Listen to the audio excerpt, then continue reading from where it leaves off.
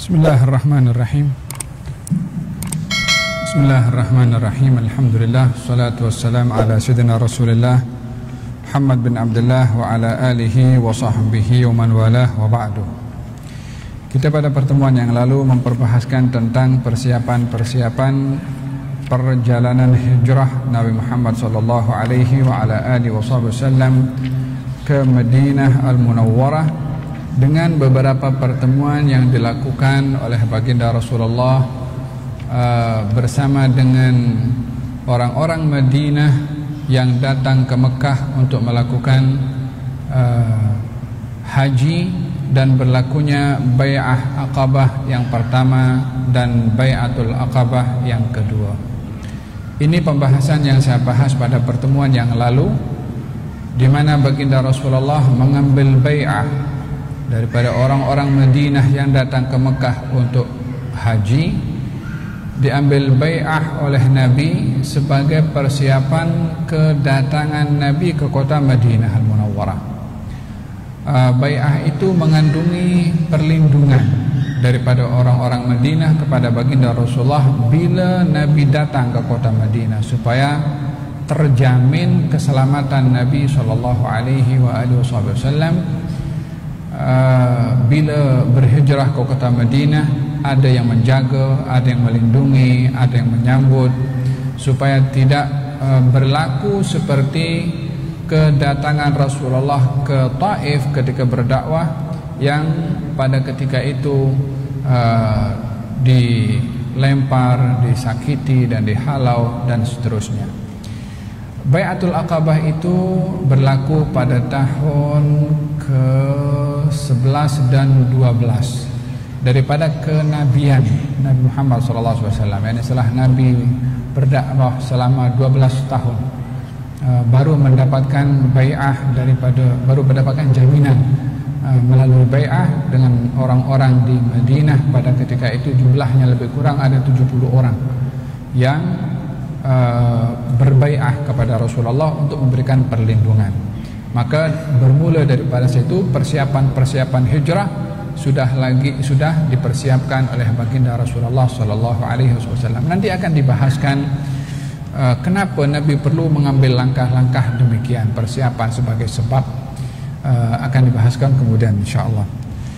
Tajuk hari ini adalah mengenai izinnya Rasulullah kepada sahabat untuk hijrah ke Madinah. Sebagaimana saya katakan, kalau baginda Rasulullah sudah mengenal pasti di mana tempat hijrahnya Nabi, yaitu kota Madinah, dan hijrah ini disebabkan oleh kerana tekanan yang begitu kuat daripada masyarakat di Mekah, gangguan daripada mereka, olok-olok daripada mereka, sehingga kaum muslimin tidak mendapati keamanan untuk beribadah, untuk mempertahankan iman. Ada yang disakiti, ada yang dilukai, dan ada yang sampai dibunuh.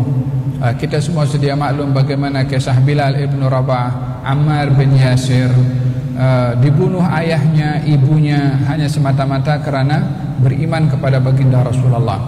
Semakin kedudukan kaum muslimin itu lemah, tiada pelindung daripada kabilah-kabilah mereka, semakinlah mereka ditindas, semakin kuat, dan tiada siapa yang mendapat pembelaan bila tidak memiliki kekuatan. Baginda Rasulullah ketika itu masih dilindungi oleh keluarga Bani Hashim. Keluarga Bani Hashim masih melindungi, dan kaum musyrikin sedikit banyak agak segan, walaupun Nabi tidak terlepas daripada gangguan-gangguan itu. Setelah melihat keadaan kaum muslimin, tekanan demi tekanan, gangguan demi gangguan, mereka mengadu kepada Rasulullah SAW. Lalu baginda mengatakan kepada mereka, "Qad ukhbirtu bidari hijratikum wa hiya Yathrib." Aku mendapat kabar kalau tempat hijrah kamu itu adalah Yathrib. Yathrib ini nama awal pada kota Madinah. Nama awal kota Madinah itu Yathrib. Nisbah kepada seorang yang duduk di tempat itu, kota Madinah, yang namanya Yathrib. Maka dinisbahkanlah kota Madinah dengan nama orang pertama yang duduk di situ.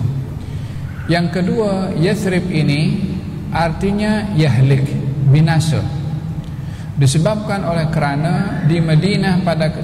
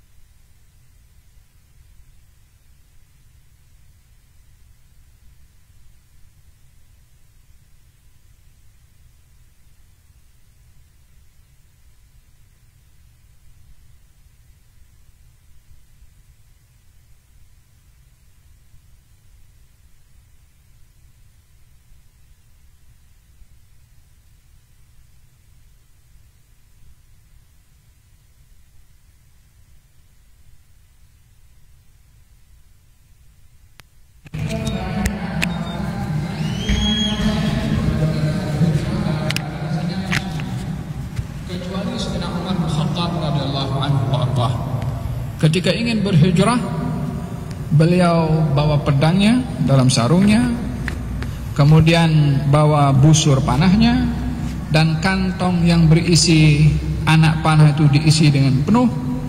Kemudian dia bawa keluar daripada rumahnya, dia pergi ke Ka'bah dan dia berteriak, siapa yang ingin ibunya kehilangan anak, siapa yang ingin istrinya menjadi janda, siapa yang mahu anaknya menjadi yatim, lawan dengan aku kena pergi hijrah, kata Sayyidina Umar bin Khattab.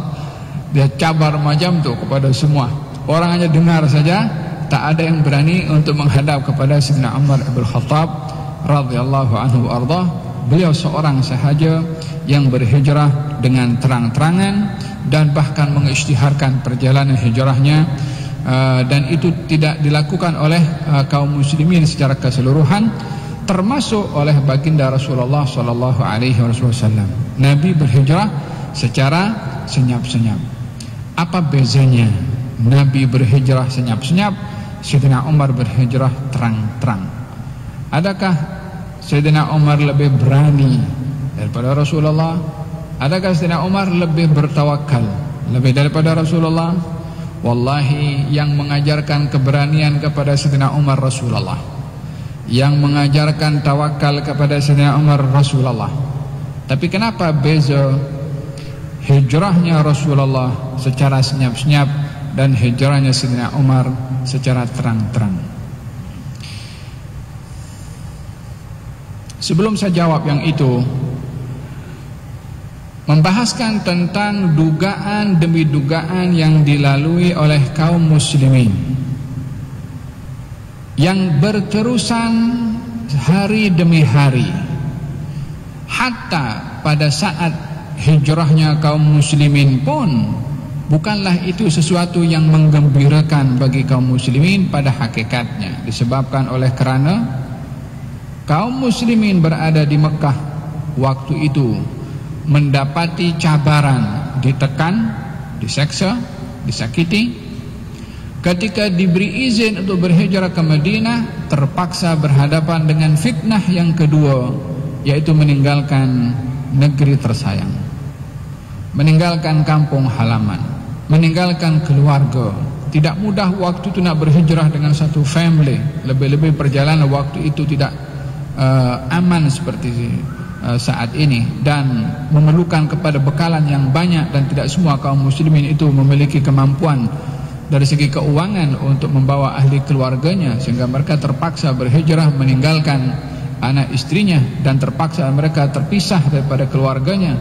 Ada yang menghadapi cabaran ditahan oleh keluarganya, tak boleh berhijrah, seperti berlaku kepada Abu Salamah dan Ummu Salamah. yakni pelbagai macam cabaran dilalui oleh kaum muslimin. Contohnya Abu Salamah dan Ummu Salamah. Ummu Salamah ini akhirnya menjadi istri kepada Nabi setelah wafatnya suaminya. Tapi sebelum dia berkahwin dengan Nabi, dia berkahwin dengan seorang bernama Abu Salamah daripada dua kabilah. Dua-dua suami istri beriman kepada Rasulullah SAW. Setelah mendapatkan kabar keizinan untuk berhijrah, maka kedua-duanya bersama anaknya yang bernama Salamah berpakat untuk pergi ke hijrah. Rancangan mereka diketahui oleh kedua-dua keluarga mereka, keluarga Ummu Salamah dan keluarga Abu Salamah. Maka kedua-dua keluarga ini mendatangi rumahnya Abu Salamah dan Ummu Salamah, ingin menghalang kedua-duanya daripada berhijrah dan ingin dihalang daripada beriman.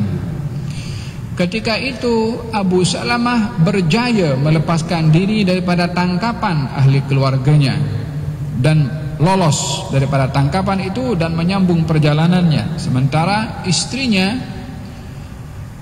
tak dapat melepaskan diri daripada ahli keluarganya untuk menahannya daripada berhijrah, tak dapat meloloskan diri. Maka istrinya dibawa oleh ahli keluarga istrinya.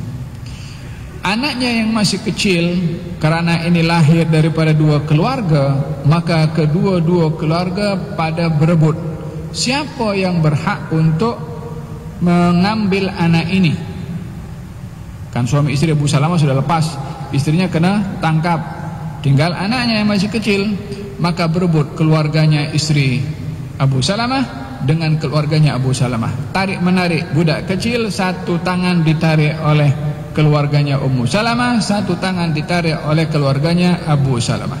Tarik menarik sampai tangannya itu patah, disebabkan oleh kerana perebutan tentang dua keluarga ini. Sehingga berjayalah si anak ini dibawa oleh keluarganya Abu Salamah, dan istrinya bersama dengan keluarganya Ummu Salamah. Dengan begitu satu keluarga terpisah satu dengan yang lain. Abu Salamah lolos menuju ke Madinah, istrinya ditangkap oleh keluarganya, ditahan, anaknya bersama dengan keluarga Abu Salamah. Jadi anak dengan orang tua terpisah, suami dengan istri pun juga terpisah. Sehinggalah dipaksa Ummu Salamah untuk kufur, namun enggan.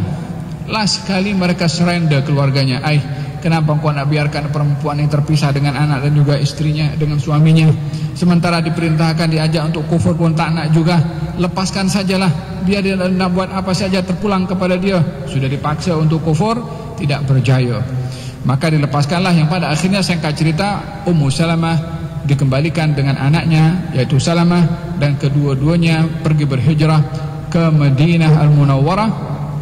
berdua sahaja ditemani oleh seorang lelaki musyrik pada waktu itu yang menghantarkan sampai ke Quba, menghantarkan Ummu Salamah dan juga anaknya Salamah. Ini bahagian daripada contoh cabaran yang dilalui oleh kaum muslimin pada ketika hijrah waktu itu. Dan perlu disedari bahwa hijrah pada ketika itu hukumnya adalah wajib. Hukumnya hijrah adalah wajib disebabkan oleh kerana hijrah waktu itu disebabkan oleh kerana ingin menjalankan perintah Allah yang tak boleh dilakukan di Mekah waktu itu. Untuk salat tidak diperbolehkan. Waktu itu kalau didapati kaum muslimin salat di Ka'bah, jangan harap akan selamat waktu itu.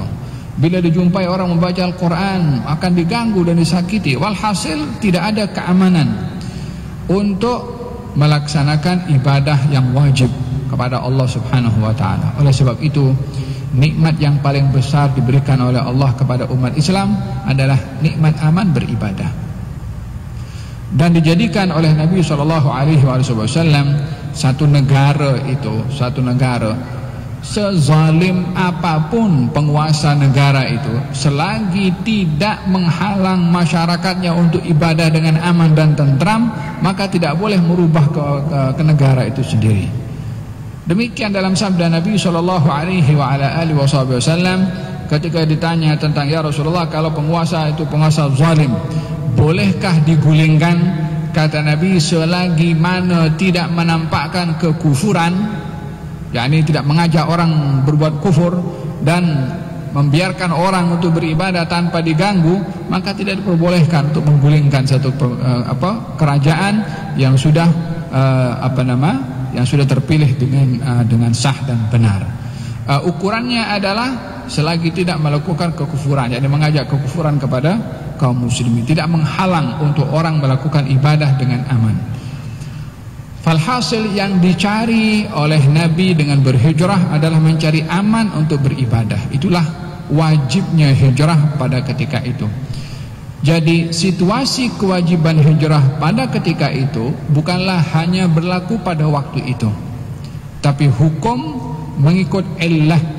Al-hukmu yaduru bi'illatih. Hukum itu akan berlaku dengan adanya illah, adanya sebab. Bila sebab yang waktu itu mewajibkan hijrah ke Madinah karena terhalang beribadah di Mekah, menjadi wajib hijrah untuk aman beribadah di setiap zaman.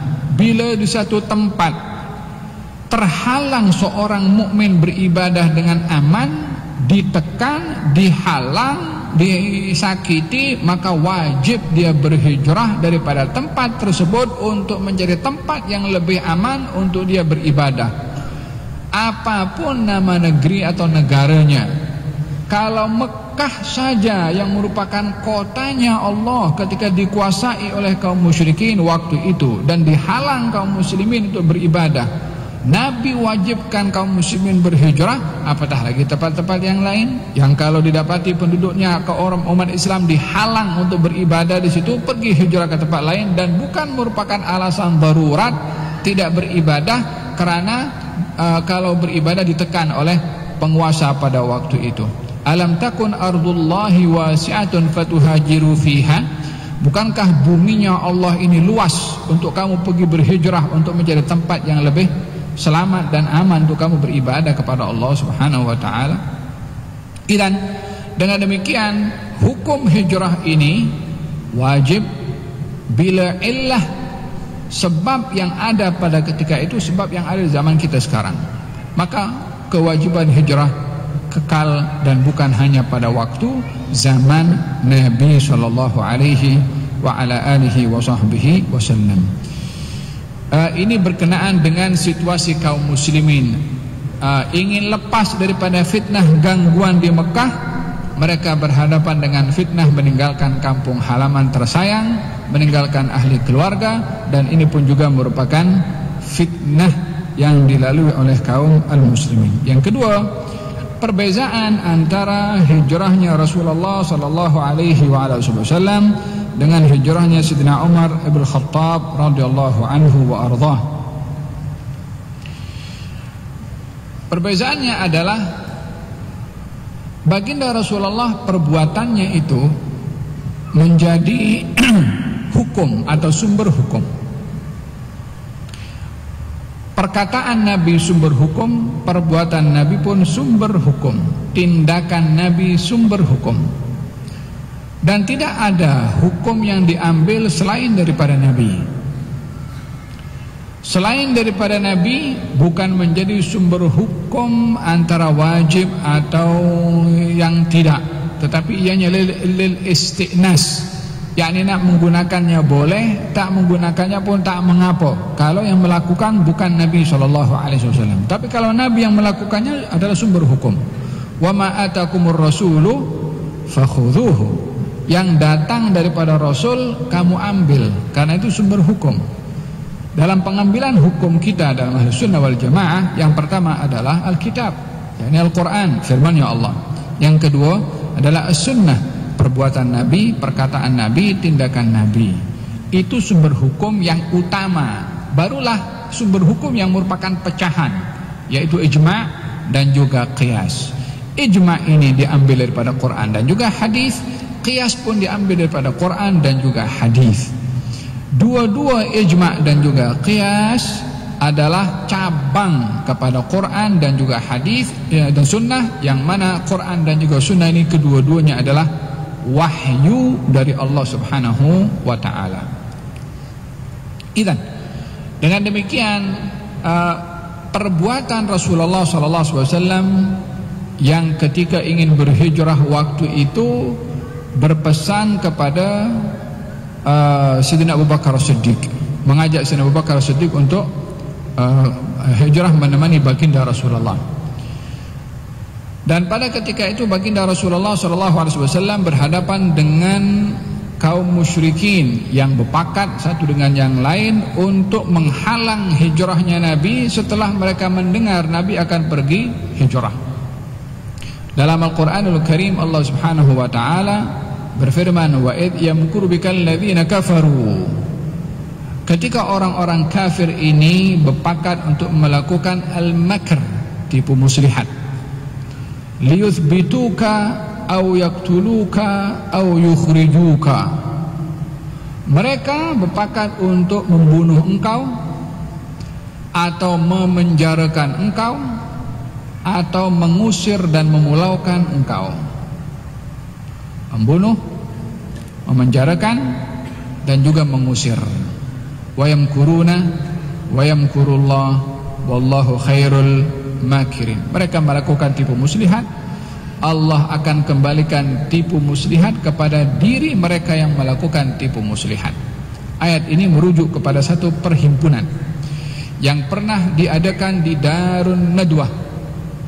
Darun Nadwah umpama parlemen di Mekah yang tidak diadakan pertemuan di situ kecuali hal-hal penting dan mustahak.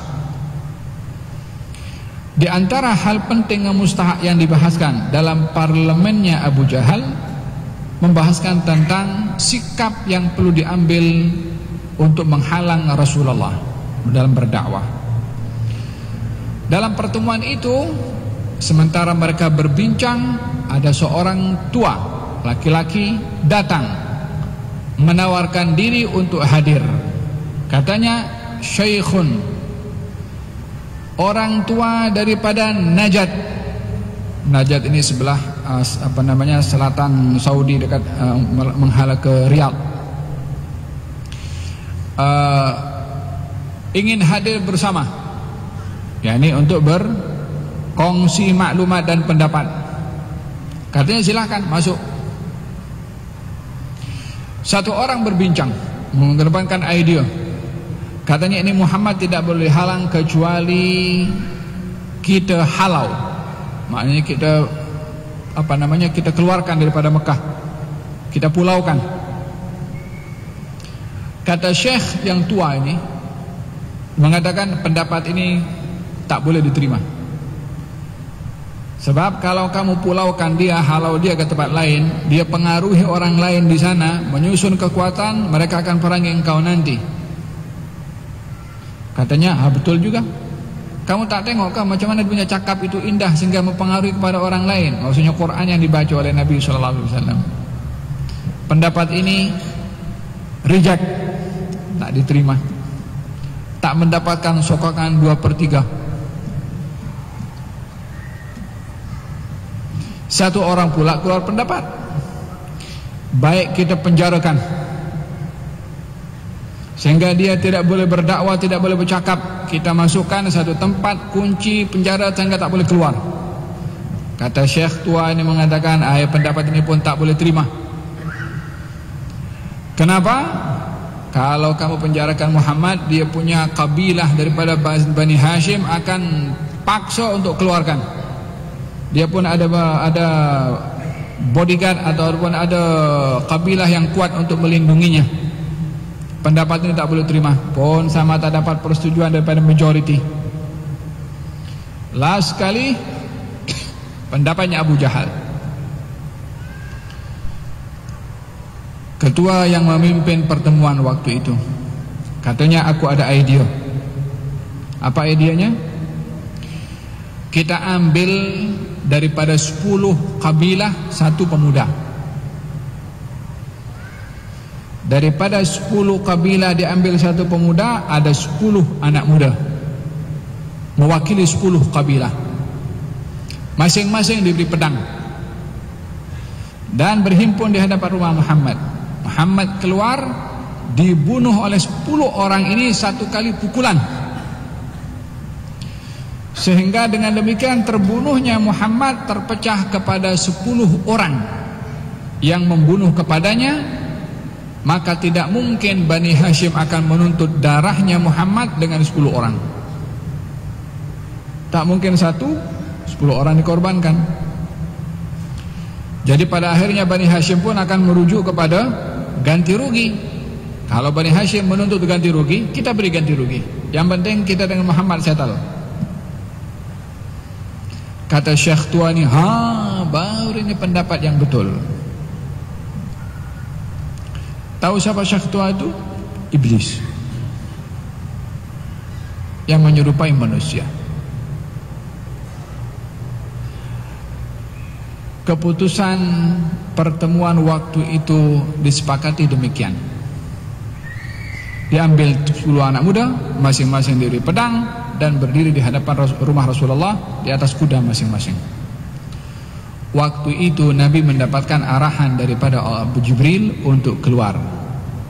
Ya, keluarnya Nabi waktu itu di waktu malam. Di waktu malam. Nabi keluar bukan daripada pintu belakang, tapi keluar daripada pintu depan. Di mana di depan 10 orang sedang menunggu Nabi dengan 10 pedang. 10 orang, 10 pedang ingin membunuh kepada Nabi. Nabi kata kepada Sayyidina Ali, Ali engkau baring di tempat tidur aku. Dan Nabi keluar daripada rumahnya. Allah hantarkan tidur kepada 10 orang di atas kuda masing-masing, tak bergerak kepala itu. Nabi keluar, lah mereka boleh terasa, boleh tahu. Nabi sempat ambil debu sambil membaca surat Yasin di awalnya itu, diletakkan di atas kepala masing-masing debu 10 orang itu. Selesai, Nabi terus sambung jalan. Mereka bangun daripada tidur, dah kena terik panas matahari. Di atas mereka pun baru sedar ada debu. Siapa yang suruh Nabi keluar daripada pintu hadapan? Ianya adalah memberikan kepada kita beberapa faedah daripada peristiwa ini. Walaupun Nabi itu setelah keluar daripada rumahnya itu bersembunyi di gua selama berapa hari? 3 hari. Di gua namanya gua Thawr. Sembunyi dalam gua 3 hari. Yang bermakna Nabi mengambil langkah senyap-senyap ketika berhijrah. Nabi mengambil langkah berhijrah tidak melalui laluan yang biasa dilalui oleh orang-orang yang bermusafir ke Madinah. Ambil laluan yang berasingan, Apa tujuannya? Bersembunyi, mengelak daripada dijumpai oleh kaum musyrikin pada waktu itu. Siapa yang lebih berani, Nabi ke atau Sayyidina Umar bin Khattab? Kalau kita baca dalam sejarah, tak ada orang yang lebih berani daripada Rasulullah. Tak ada. Pernah berlaku satu hari di Madinah, ada suara yang begitu dahsyat kuat. Kaum muslimin waktu itu berada di rumah masing-masing dan tak seorang pun yang keluar. Ketika salah seorang daripada mereka memberanikan diri keluar, ingin mengetahui datangnya suara itu daripada mana, didapati Rasulullah sudah datang daripada arah datangnya suara itu. Dia seorang. Kata Nabi, jangan risau, jangan takut. Disuruh balik masing-masing ke rumahnya. Yani orang waktu tengah tutup pintu tak tahu apa yang berlaku, Nabi sudah pergi ke tempat situ dulu. Beliau yang melihat dan juga memastikan apa yang sedang berlaku. Dalam peperangan Hunain, di mana kaum muslimin waktu itu dikejutkan dengan satu serangan bertubi-tubi, menyebabkan kocar kacirnya kaum muslimin lari bertempiaran waktu itu. Didapati Rasulullah yang sedang menaiki keledainya, ditemani oleh Abu Sufyan dan juga oleh bapak saudaranya Abbas. Nabi hentakkan kakinya pada keledai itu untuk maju ke hadapan, sementara Abu Sufyan tarik kaki Nabi itu supaya tak hentakkan kepada keledai. Kalau keledai dihentakkan makin maju. Abu Sufyan tarik kaki Nabi supaya tak hentakkan, supaya tak maju. Nabi hentakkan. Abbas tarik kendali keledai Nabi, Nabi disuruh gerakkan supaya maju ke hadapan. Tak ada orang lebih berani daripada Rasulullah sallallahu alaihi wasallam. Pada peristiwa hijrah, kita semua sedia maklum, ketika Sayyidina Abu Bakar berada dalam gua dan menangis ketika kakinya kaum musyrikin itu nampak, ya kan? Kata Sayyidina Abu Bakar, ya Rasulullah, kalau mereka akan nampak kita, maka habislah kita ini. Kalau aku yang terbunuh, aku adalah Abu Bakar ibn Quhafah, tapi kalau engkau yang terbunuh, habislah umat ini. Nabi dengan tenangnya mengatakan, ya Abu Bakar, apa kira-kira menurut kamu kalau dua orang, yang ketiga adalah Allah subhanahu wa ta'ala, siapa orang lebih aman daripada orang itu? Demikian kekuatan, keyakinan dan juga keberanian Nabi Muhammad sallallahu alaihi wasallam. Dikejar oleh Suraqah ketika Nabi hijrah, dijumpai oleh Suraqah karena waktu itu orang sedang ingin mendapatkan hadiah 100 onta bagi siapa yang berjaya mendapatkan Nabi Muhammad hidup atau mati. Suraqah orang yang mengejar Nabi waktu itu. Suraqah mengejar Nabi di belakang, Nabi berjalan ke hadapan, la menoleh, wala lari, wala mempercepat langkah, jalan biasa macam tuh. Sayyidina Abu Bakar punya gelisah, yang risau Suraqah dengan kudanya yang laju mengejar kepada Nabi SAW. Sayyidina Abu Bakar tak boleh tenang antara melihat Nabi bagaimana ingin melindunginya dan melihat kelajuan Suraqah dengan kudanya yang mengejar Nabi SAW. Sementara Nabi berjalan, la lari wala sembunyi wala kemana, terus jalan ke hadapan, hanya membaca Quran saja. Dengan tenangnya beliau berjalan, ditelan oleh bumi kaki kudanya Suraqah, tersungkur dia, naik balik, dikejar lagi, kali yang kedua ditelan oleh bumi lebih dalam daripada yang pertama, maka ternaik balik kudanya. Suraqah mengatakan, kali ketiga kalau aku kejar dia dengan aku sekali kena telan bumi. Kali yang ketiga tak berani kejar dia. Katanya, aku beri aman kepada engkau, aku tak nak kejar dan tak nak kacau engkau. Kata Suraqah. Barulah Nabi menoleh. Katanya mengatakan kepada Suraqah, ya Suraqah, apa kata suatu hari nanti kamu akan memegang atau memakai gelang yang dipakai oleh Kisra, penguasa Persia pada waktu itu. Suraqah masih belum Islam lagi, sudah diberitahu jawabannya apa oleh Nabi SAW. Di saat Persia jatuh ke tangan Sayyidina Umar bin Khattab, kata Sayyidina Umar, mana Suraqah? Ingat kata-kata Nabi dulu yang bagi tahu kalau Suraqah akan pegang satu kedudukan. Suraqah masuk Islam pada akhirnya bersama dengan Sayyidina Umar berperang melawan Persia. Yang ketika Persia jatuh ke tangan Sayyidina Umar, Suraqah diberikan kedudukan oleh Sayyidina Umar disebabkan oleh kata-kata Nabi dahulu ketika, ya Allah, waktu itu berdua jo dengan Sayyidina Abu Bakar Siddiq, la ada tempat aman untuk beribadah, la kekuatan, wala senjata. Tapi Nabi bagi tahu itu Persia akan kalah nanti dan engkau akan pegang jawatan di situ. Keyakinan yang luar biasa pada Nabi sallallahu alaihi wasallam.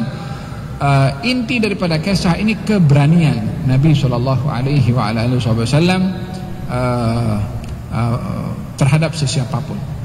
Termasuk seorang penggusti atau orang yang champion dalam bergusti, namanya Rukana, pernah mencabar Nabi SAW. Katanya, kamu lawan dengan aku. Maka kata baginda Rasulullah SAW setelah mendapat cabaran daripada Rukana, yakni kalau boleh menjatuhkan Rukana dia akan masuk Islam katanya. Maka dilawan oleh Nabi SAW. Orang kalau bergusti itu menangnya kalau berhasil menjatuhkan, bukan tumbuk-tumbuk. Tumbuk-tumbuk itu pembahaya juga. Kalau berhasil menjatuhkan, karena gusti itu ukurannya adalah kekuatan lutut untuk bertahan berdiri tidak jatuh. Rukanah yang mencabar kepada Nabi dilawan oleh Nabi. Kali pertama dijatuhkan oleh Nabi, Rukanah tak percaya. Secepat itu ke aku jatuh ini? Kali kedua, dilawan kali yang kedua, sampai 3 kali dijatuhkan oleh Nabi SAW. Akhirnya Rukanah kata, nasihat kamu memang hebat. Dia kata, enggan juga untuk beriman. Dalam satu riwayat kata beriman. Falhasil, berbicara tentang keberanian Rasulullah tidak boleh ditandingi dengan mana-mana orang lain dalam keberaniannya. Namun yang kita perlu ambil hikmah di sini, kenapa Sayyidina Umar terang-terang dan Nabi secara perlahan-lahan atau secara sembunyi-sembunyi? Hikmahnya adalah, hikmah daripada hijrahnya Rasulullah secara senyap-senyap adalah untuk menjadi tauladan, contoh kepada umatnya di dalam segala sesuatu hendaklah mengambil sebab. Karena Allah Subhanahu wa ta'ala menjadikan ketetapannya dan sunnahnya di atas muka bumi ini adalah mengambil sebab. Wa ja'alna likulli syai'in sababa. Allah menjadikan untuk segala sesuatu sebab. Allah memberikan ilmu, sebabnya adalah belajar. Allah memberikan rezeki, sebabnya adalah bekerja. Allah menurunkan ubat dan sehat serta sembuh, sebabnya adalah ubat atau pergi ke dokter. Dan ketetapan yang Allah tetapkan di atas muka bumi ini, bahwasanya segala sesuatu itu ada sebabnya, maka diperintahkan oleh Allah untuk mengambil sebab sebagai usaha, agar supaya tidak ada sesiapa yang hanya berpangku tangan tanpa bekerja dan berusaha dengan keyakinan segala sesuatu sudah dijamin oleh Allah, segala sesuatu sudah ditakdirkan oleh Allah Subhanahu wa ta'ala. Di dalam hadis Nabi Muhammad sallallahu alaihi wasallam mengenai mengambil sebab dan juga tidak bergantung kepada sebab, karena sebab dijadikan sebab bukan untuk dijadikan tempat bergantung. Ketergantungan hanya kepada Allah, dan itulah definisi tawakal. Lau tawakkaltum 'ala Allahi haqqa tawakkulihi la razaqakum kama yarzuqut tayra yaghdu khimasan wa yaruhu bitana.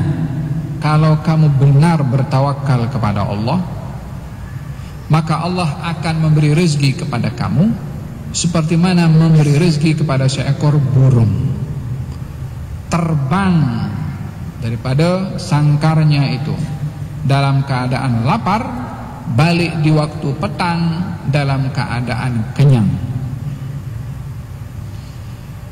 Definisi tawakal di sini, kalau kamu betul bertawakal kepada Allah, Allah akan memberi rezeki kepada kamu seperti mana memberi rezeki kepada seekor burung. Apa yang dibuat oleh burung? Yaghdu khimasan, keluar terbang pagi-pagi dalam keadaan lapar. Terbang keluar, walaupun burung itu tak tahu, dia tak ada office untuk nak cari rezeki di mana dia punya. Dia pergi terbang cari di mana rezeki yang Allah letak, tapi terbang. Bukan burung tu duduk di atas dia punya ush dan rezeki itu datang kepada burung itu. Burung saja mengambil sebab. Apatah lagi manusia yang diberi akal fikiran. Tetapi di sini sebab bukan menjadi tempat ketergantungan. Sebab Allah mengatakan, Nabi mengatakan, la razaqakum, Allah yang memberi rezeki kepada kamu, bukan sebab yang memberi rezeki. Sebab adalah sebab. Ada kalanya orang pergi cari rezeki, hari itu dia tak jumpa. Ada kalanya orang duduk di rumah, rezeki boleh datang. Menunjukkan bahwasanya sebab bukan jaminan, tapi sebab adalah wasilah. Sebab adalah perantara. Kita dalam Al-Quranul Karim, Allah Subhanahu wa ta'ala menceritakan tentang kisah Siti Maryam. Siti Maryam berada di mihrabnya, atau Siti Maryam ketika mengandung dan ingin makan. Allah Subhanahu wa ta'ala perintahkan, wa huzzi ilayki bijid'in nakhlati tusaqit alayki rutaban janiyah. Wahai Maryam, gerakkanlah pokok korma tuh agar supaya jatuh buah korma dan kamu makan buah korma itu.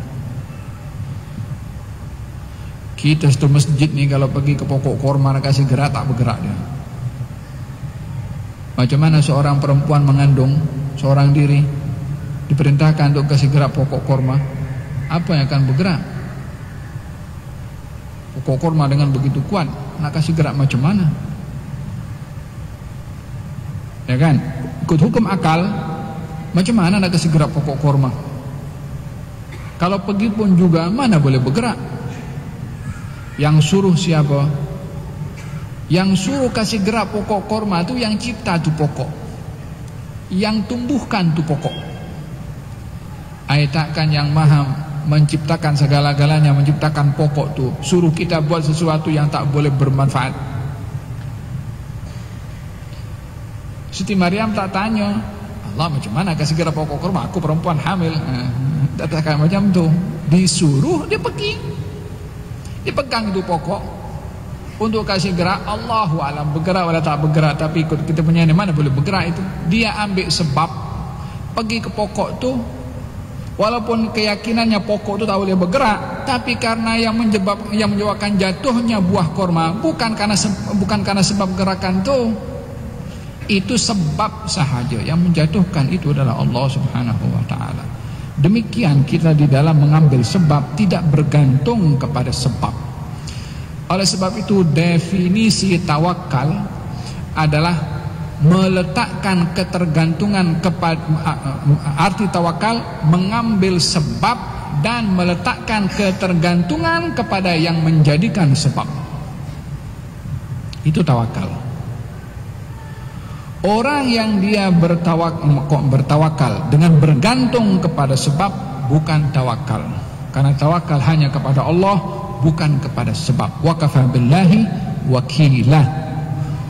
Cukuplah Allah menjadi wakil kepada siapa? Kepada orang yang menjadikan Allah wakil. Yang bergantung kepada Allah tanpa sebab juga melangkahi ketetapan yang Allah jadikan di atas muka bumi ini kalau segala sesuatu bersebab, walaupun bukan bergantung kepada sebab. Ya, jadi kena dibezakan. Baginda Rasulullah SAW mengajarkan kepada umatnya supaya mengambil sebab. Oleh sebab itu beliau walaupun lebih berani daripada Sayyidina Umar dengan bukti-bukti yang saya sebutkan tadi, tetapi tetap mengambil sebab dengan bersembunyi di gua selama 3 hari, kemudian mengambil jalan laluan yang tidak biasa dilalui oleh orang-orang yang pergi ke Madinah pada waktu itu, menjadikan Abdullah bin Uraiqid sebagai penunjuk jalan pada waktu itu. Ya kan, Abdullah bin Uraiqid orang bukan Islam. Waktu itu dipekerjakan oleh Nabi SAW, dibayar oleh Nabi untuk menjadi penunjuk jalan. Tak bolehkah bagi macam kalau sekarang ada Waze ya, siapakah diantarkan orang yang bukan Islam, namanya Abdullah bin Uraiqid. Apa sebabnya?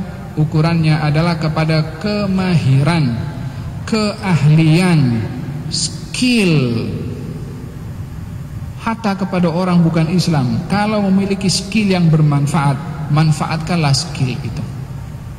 Nabi mempekerjakan Abdullah bin Uraiqid, dibayar untuk menunjuk jalan. Sebab apa? Sebab dia mahir dalam jalan, mengambil jalan yang lain daripada biasa dilalui. Mengambil sebab waktu bersembunyi di gua, Asma binti Abu Bakar selalu hantarkan makanan. Abdullah bin Abu Bakar membawa kambing supaya menghilangkan bekas kaki Asma ketika naik ke bukit untuk menghantarkan makanan waktu itu. Pernah nampak itu bukit Gua Thawr yang pergi ke umrah, tapi saya yakin bukan 100% yakinnya, yang pergi ke Gua Thawr hanya ambil gambar di bawah. Ada yang pernah naik ke atas? Naik ke atas 22 jam. Kita naik pergi Gua Hira, rasanya sekali dan seterusnya itu begini. 2 jam pergi naik, 2 jam turun 2 jam. Ini sekarang dah agak mudah dia punya naiknya tangga tuh. Masa itu Asma binti Abi Bakar Siddiq radhiyallahu anhu, perempuan, hantarkan makanan kepada Rasulullah dan Sayyidina Abu Bakar dalam situ. Oleh sebab itu hijrahnya Rasulullah ini berjaya. Salah satu sebabnya adalah perjuangan seorang perempuan bernama Asma binti Abi Bakar yang menghantarkan makanan kepada Nabi ketika Nabi berada dalam gua. Dan satu keluarga, Sayyidina Abu Bakar, putrinya dan juga anak lelakinya.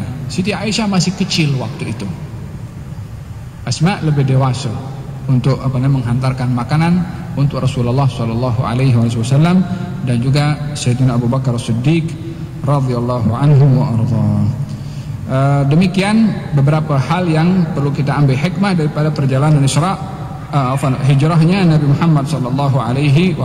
Yang terakhir adalah, jadi saya katakan kenapa Nabi berhijrah secara senyap-senyap adalah untuk menjadi contoh kepada umatnya, mengambil sebab dalam setiap langkah yang akan diambil. Yang ketiga adalah pengorbanan.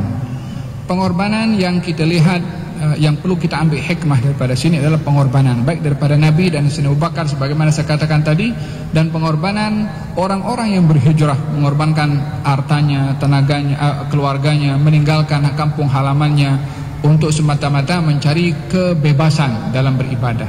Dan pengorbanan orang-orang di Madinah yang menyambut kedatangan kaum muslimin, menjadikan tempat untuk mereka tempat tinggal, bahkan dikahwinkan oleh kaum muslimin di Madinah, dicarikan tempat kerja. Falhasil menunjukkan bagaimana ukhuwah yang mesti ada, persaudaraan dalam bentuk tolong menolong, bukan hanya sekedar nama saja muslim bersaudara dengan muslim, tapi tidak lengkap arti persaudaraan tanpa tolong menolong.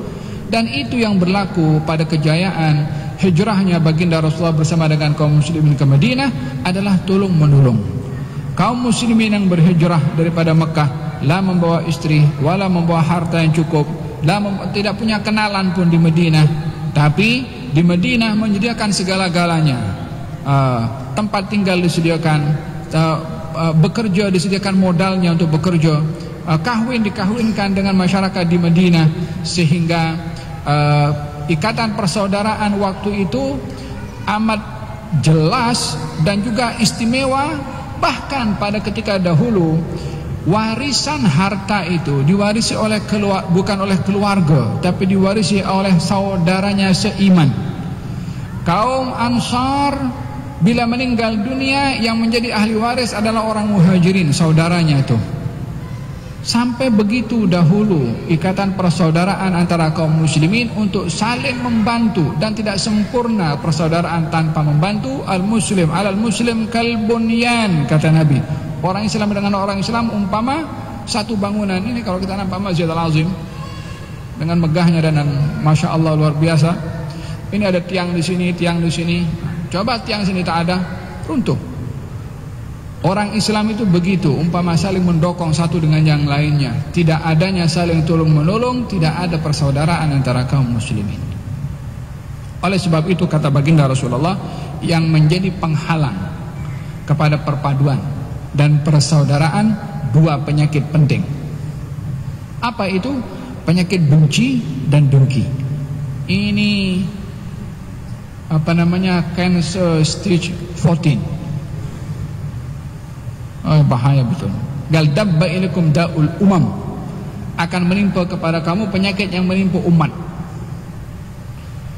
Al-baghdha wal hasad, benci dan dengki.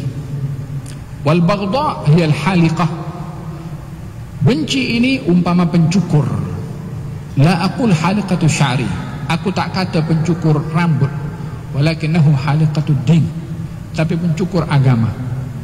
Bila sudah benci, semua tolak tepi, agama tolak tepi. Yang penting mencari kepuasan pada kebencian, dendam ke, zalim ke, tekan ke, macam-macam. Yang kedua adalah dengki.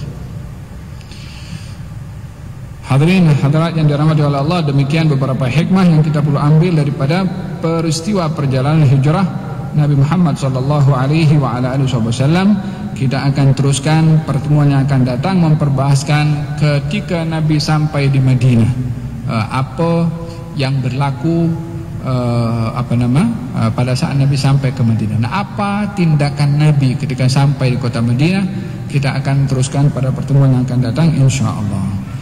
Kita berdoa kepada Allah semoga majelis kita diberkati oleh Allah Subhanahu wa taala, ditanamkan dalam hati dan jiwa ini mendalami sirah Nabi sallallahu alaihi wasallam dan dapat menghayati dan mengambil ibrah dan hikmah daripada sirah baginda Rasulullah, karena pada sirahnya ada tauladan pada kehidupan kita. Dan sebaik-baik orang dalam hidup ini yang meneladani kehidupan Rasulullah melalui sirah Rasulullah sallallahu alaihi wa ala alihi wasallam. Allahumma inna nas'aluka ilman nafi'an wa rizqan wasi'an wa amalan mutaqabbala wa na'udzubika min ilmin la yanfa' min qalbin la yakhsha wa min nafsin la tashba' wa min da'watin la yustajabu laha. Barik fil hadirin fil hadirat, samin fis sami'at, ya arhamar rahimin, barakatan wasi'ah. Wa sallallahu ala sayyidina Muhammadin wa ala alihi wasallam. Alhamdulillahi rabbil alamin. Bisirril Fatihah.